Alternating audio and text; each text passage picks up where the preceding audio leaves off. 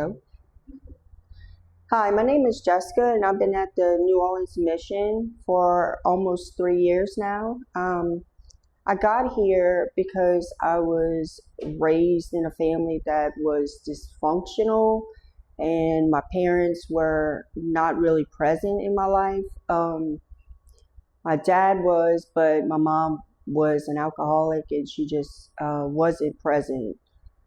So we was raised kind of by my grandparents, but they was too old to really raise us. So my mom was in and out of rehabs, and my dad was a workaholic. So it was kind of dysfunctional. So my mom was also in and out of jail in my childhood. So when I grew up, I kind of grew up on the streets, just kind of the streets raising me.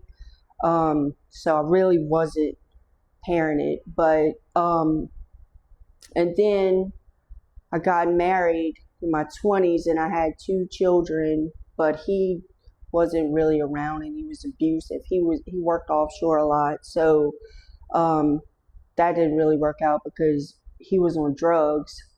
But and then I got out of that. We got divorced because of the abuse, and then I just kind of turned to drugs, right? Just didn't have any direction. Just kind of was looking for safety and security, I guess you'd say. So I got an apartment, and then I really was trying to seek the Lord, but I really wanted my life as well, right? Because I felt like I was finding what I thought was free at the time, but it wasn't free. It was just an illusion because I was bound by trauma and sin and shame and all the things that came along with growing up the way I did. So, and then it just eventually through the years got me into a place where I ended up in jail, right? But I had been crying out to the Lord for deliverance, for freedom from fear and bondage. And I wound up in jail, and God sat me down for like 3 days. And then I got out for overpopulation, and I was in New Orleans, and I'm not from New Orleans. So I was like, okay, God, what do I do now?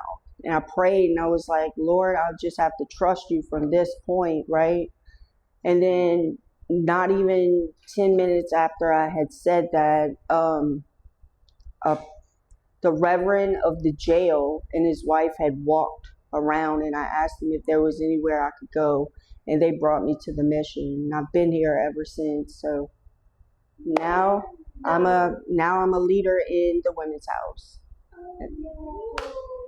Amen. That's good. And you have peace and joy. Yes, I have peace and joy, and I'm free, and I'm giving back to the women like they had poured into me, and I'm able to give back to them and teaching classes, and that truly is the takeaway, to be able to pour into other people's lives. Yeah. So Thank you so much. That's perfection. it was Perfection. Thank you.